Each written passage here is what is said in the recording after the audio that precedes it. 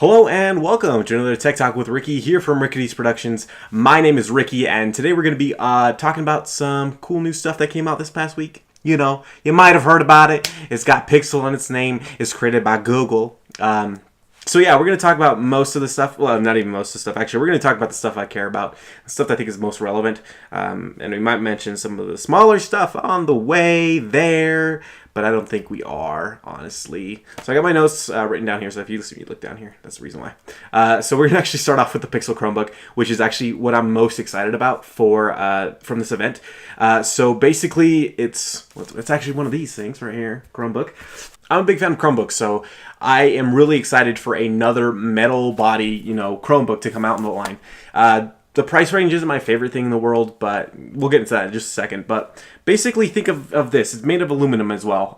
But basically think of that, but with this cut off, and it comes like white here. But it's a little more squared off, kind of like the Note 8. Kind of compared to the S8. It's a little more squared off, so it looks really professional, and the keyboard looks gorgeous. The whole entire thing looks gorgeous. Like, it just looks so freaking expensive, and it is. It's very, very thin. I think it's supposed to be even thinner than this one right here. When I was looking at the schematics of it, like, the USB-C port looked really small compared, or like didn't look like there's too much space between the USB-C port.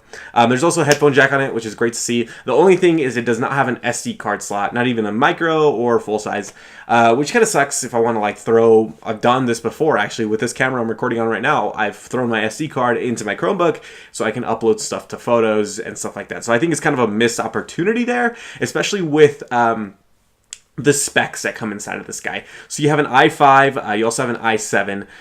You kind of just depend which one but it starts at 1,000 for the i5, 8 gigs of RAM, and 128 gig SSD.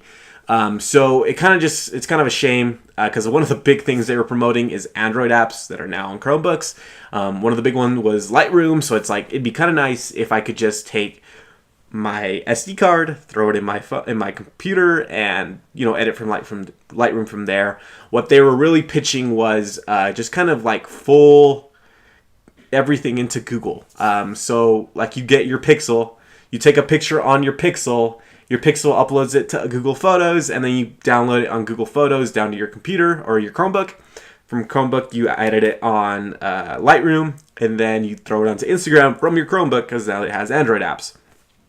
So, really interesting how they're trying to integrate everything within Google and within Google hardware, which is very different from their standpoints before. So, they're kind of doing what Apple does, where it's like, yeah, take in everything from us. So, do your hardware through us, do your software through us, do your cloud through us, which is kind of what Apple does. And I'm glad that Google's doing it because they have the resources available, and it's just kind of like, well, duh, let's just do this. It's should have been doing it for a while now. So you can upgrade this to i7 as well. I believe like the top end one is about $1,500. That one is sold out though, so you can't even pick that one up. You can pick up the $1,000 one currently. And it still looks good. So even though people will say, this is a Chromebook, it's not really worth $1,000, I personally still defend it. Chromebooks are great, and yeah, you don't need the extra processing power, depending on kind of user you are. But if you can use it on a Chromebook, and you really love Chromebooks, and it's like your main device, like me, this is like specifically geared towards me, I feel like, honestly. I really like the old Chromebooks. I never got to pick one up, but I've loved my Asus one, and I feel like it's time to upgrade to something bigger, more extravagant, like the Pixel Chromebook, and it just looks good too. It's also got some functionality with the Pixel phone where it actually tethers like automatically. I don't think that's that cool, but okay, whatever. Next off, we got the Google Home Mini. So we had the Google Home from last year, and now we have the Google Home Mini, which is like the Amazon Echo Dot. Basically the exact same thing. It's just a small one. It's got, fabric on the top as well. It's really good looking. It's a good price, about $50. And I honestly think it's a really good product. I almost am tempted to get one. I didn't get the Google Home. I don't like a microphone just spying on me at all times, but if I were to get one, I'd probably go for the Mini. It's just a really good product. There's not much to say about it. It's just Google Home. It's just a small Google Home, right? It's Google Home Mini. There's also a Google speaker, Google Max, which is just huge and kind of expensive, but they kind of give you three tiers of what you can shop around for that kind of product. So next off to the main event, we're going to go for the Pixel and the Pixel 2 and the Pixel 2 XL. So first off, if you've seen my unboxing of my unnecessary unboxing of the Pixel, just a regular one, you gotta know I don't like the design of the original Pixel. And they improved it this year. They definitely did. It looks a little bit more flush, even though you still have that stupid piece of glass, which I still think they need to get rid of and move on to something new. For God's sakes, do something different. But no, they didn't take it away, but it's still there. It looks a little more flush, even with the white one. The white one was the biggest, abhorrent, or the silver one was the most abhorrent, with just kind of showing off that glass. You know, but it just looks a little more flush. The black looks, when you look at pictures of it, it just doesn't look like it's there. So that's a really good thing. They just definitely improved on it. Bezels, I've been hearing people complain about this. On the Pixel X2 XL, it looks exactly like a Galaxy S8 personally, so it looks just fine to me since I do like the look of that phone. And then on the Pixel XL, you do have a bit of bezel. You do have front-facing speakers though, so it's like I'm okay getting that bezel if I have front-facing speakers. I know it's not necessary. I've seen front-facing speakers on thin bezels, but I'm okay with it if you do have the front-facing speakers, because no one does that. Literally, does HTC even do that still? I don't even know, because they're irrelevant. Okay, just the bezels. You gotta get a. It's yes, we're in an age of the V30 and the Galaxy S8 where you just have pretty much no bezel, and the iPhone X we have no bezel, but doesn't mean that bezel in of itself is bad. You know, it's not overbearing that it's oh, this is so bad. Last year's was pretty bad, but this one, it's better because you have that excuse of the front-facing speakers. The one thing that I do have to mention is the Pixel 2 XL in white and black is just horrendous. It's just so bad. You have personally, I know some people like it, but I just hate it. You got a white metal. You have the glass is a black piece of glass, and then you also have a orange power button. I don't know who designed this, but it's just a bad idea to me. I don't like it at all. Just stop doing that. It's also blue, by the way. It's not as blue as last year's, but it's definitely blue. I don't know why people are saying it's not, but it's a blue one. It's kind of dumb just because it's Verizon exclusive, so you can only pick it up from Verizon. Now you can use the Verizon model on any other carrier, just throw your SIM card in there, but it's just kind of a shame that it's exclusive to Verizon. So you could probably pick one up. I'm gonna say this without actually knowing. You can probably pick one up at Best Buy, a Verizon model in blue, if they ever get one in stock.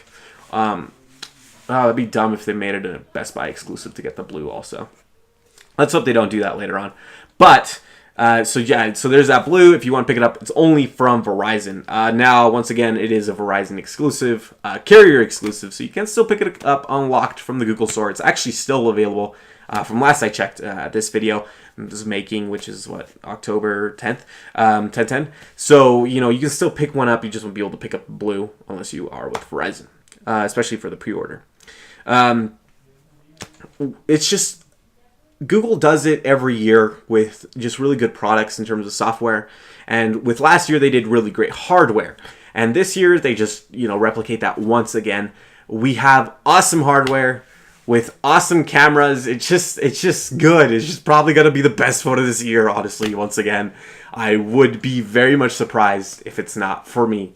Even though we have competitors like the V30 and the Galaxy S8 and Note 8, which are all great devices, don't get me wrong. The Pixel just is so good sometimes. It's too good for its own benefit. It just overruns those, and it's at the end of the year, which one would I rather have? The Pixel. Especially now that the hardware isn't as ugly as last year. They didn't do everything correctly, of course, with this phone. There's no headphone jack, which I will not. I hate the companies who do this, because you're just taking something away. You're not giving me anything. You're not replacing it. You're just giving me USB-C headphones. And while USB-C headphones can be better, I'd rather stick with what I currently have, because I'm probably going to do that because you're giving me an adapter anyways, and I'm going to pick up another one if I do end up picking up this phone, which we might end up doing. I just don't like headphone jacks. If you don't like the loss of headphone jacks, then don't buy this phone, because then you're just supporting it. Don't buy the iPhone. Don't buy Motorola's crap. HTC's crap. No one's even buying that anyways. Just support companies who give you headphones, because that's a good thing. It's not a bad thing to want them not to take something out for no reason. 1080p on the small pixel. I didn't think this was a big deal, just because last year's was 1080p as well, and it looked just fine. So I don't really think that's the worst thing, but it would have been kind of nice to see, you know, the Quad HD on there.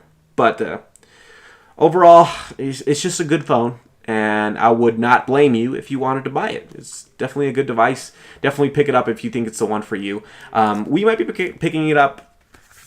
There's a possibility. There might be a possibility we don't. We didn't pick up last year's. But just keep an eye out for necessary unboxings. I also haven't done Tech Talk with Ricky in a while, so thanks for watching. This is kind of what I do, just come on here and talk about tech. It's Tech Talk with me, Ricky. So thanks for watching, guys. If you have any questions or any comments yourselves about any of the stuff that came out, because there is more stuff that came out, I just don't really want to talk about it in the video. But definitely, if you want to talk about it in the comment section, drop it down there. Give a like to the video if you liked it, and share it with anyone you think would want to know the information as well. So, see you in the next one.